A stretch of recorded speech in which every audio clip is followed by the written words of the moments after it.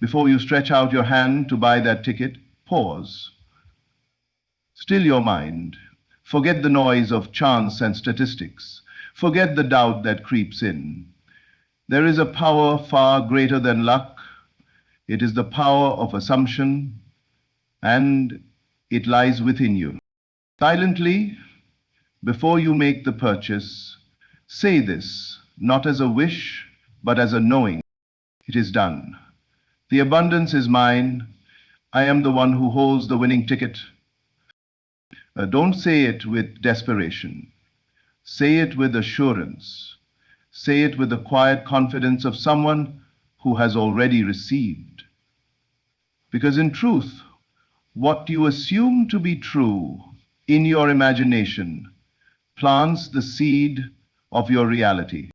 Close your eyes and see the numbers match. Feel the joy bursting in your chest. Hear the phone calls, the celebration, the shift in your life. Dwell in the state where the outcome is no longer in question. You are not hoping to win. You have won. This is not a ritual for fortune, but a discipline of consciousness. You are not appealing to chance. You are aligning with a higher law, the law that your inner speech becomes your outer world. So, as you approach the counter or click purchase online, say silently, "Thank you, it is already mine," and walk away, not in expectation, but in possession. Remember, you don't win the lottery when the numbers are drawn. You win the moment. You become one with the feeling of having already won. So, before anything appears in your outer world, it must first be conceived in the inner world of imagination. Everything you see, every building, invention, song, and breakthrough began as a thought, an unseen image held in the mind of someone who dared to believe it was real. Imagination is not a place of fantasy or escapism. It is the womb of creation, the place where unseen things take form and prepare for birth into your lived experience. When you imagine vividly, with feeling and belief, you are not simply daydreaming. You are engaging in the most powerful act of creation available to you. The moment you accept an image in your mind as real, your subconscious mind goes to work, orchestrating circumstances, drawing people, and aligning events to bring that image into manifestation. You are always imagining something, whether consciously or not, and the world around you is simply a reflection of those persistent inner imaginations. To create deliberately, you must choose to inhabit the state of the wish fulfilled. This means you must no longer look at your desire as something distant or uncertain, but as something already accomplished. You do not beg for it, you do not chase it, you become it in your mind and feel it in your body.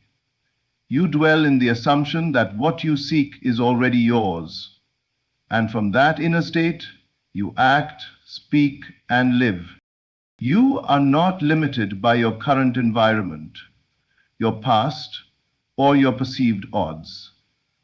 The only limit is your ability to remain faithful to the unseen image. Imagination transcends the facts of the moment. It ignores the evidence of the senses and plants its roots in the unseen soil of belief. The world will try to convince you otherwise. It will say, "Be realistic, look at the facts," or "That's impossible." But imagination does not consult appearances. It creates them. Feeling is not a reaction to reality. It is the force that shapes it. What you feel inwardly is far more powerful than what you say outwardly or what you do physically. Words without feeling are empty vessels. It is the emotional charge behind them that gives them life. You can repeat affirmations all day, but unless they are infused with genuine emotion, belief, gratitude, certainty, they do not penetrate the subconscious and they do not create change. The subconscious mind does not respond to logic or reason. It responds to the tone and texture of your feelings. When you feel something deeply, consistently, and vividly, it becomes impressed upon the subconscious as fact, and the world around you begins to conform to that inner assumption. If you feel poor, no matter how much you have, the world will mirror that poverty in some form. If you feel rich, abundant, blessed, even without evidence, the world will begin to reflect those states.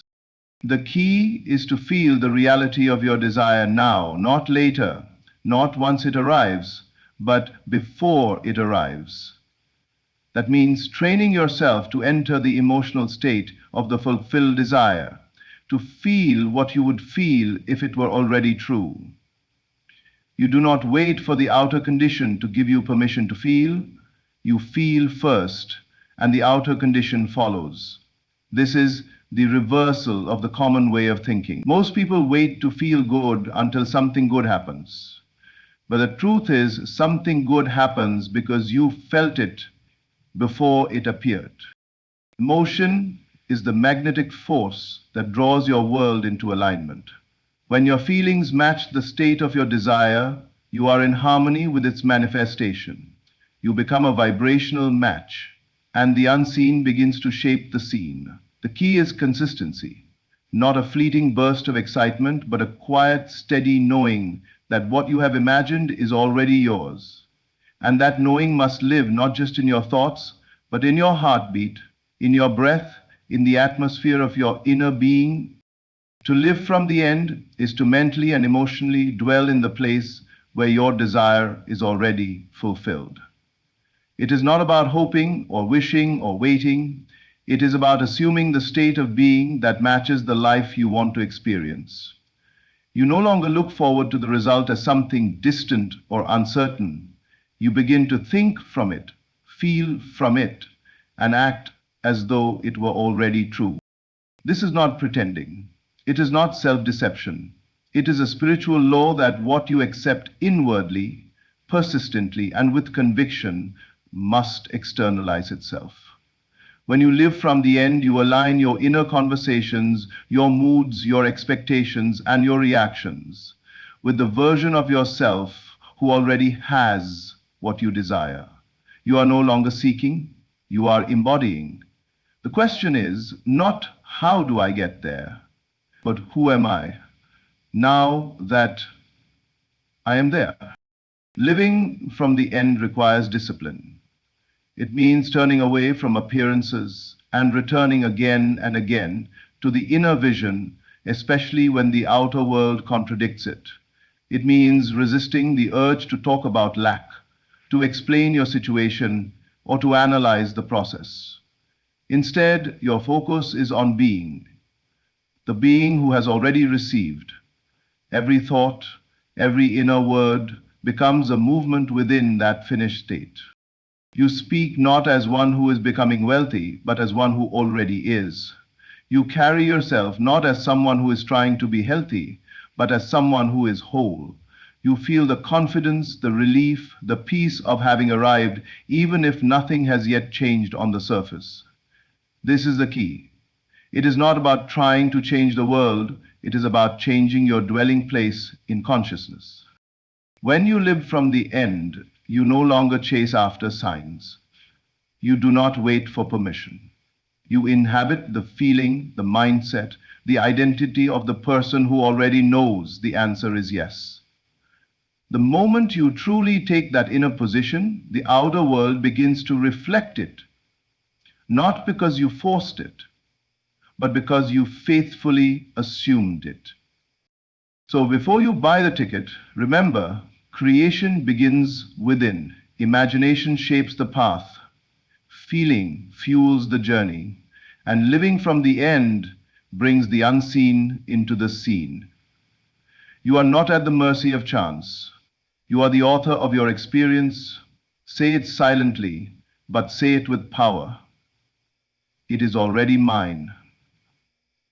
And walk forward not in hope, but in quiet certainty. Thank you for listening. May your inner world always reflect the abundance you choose to believe in.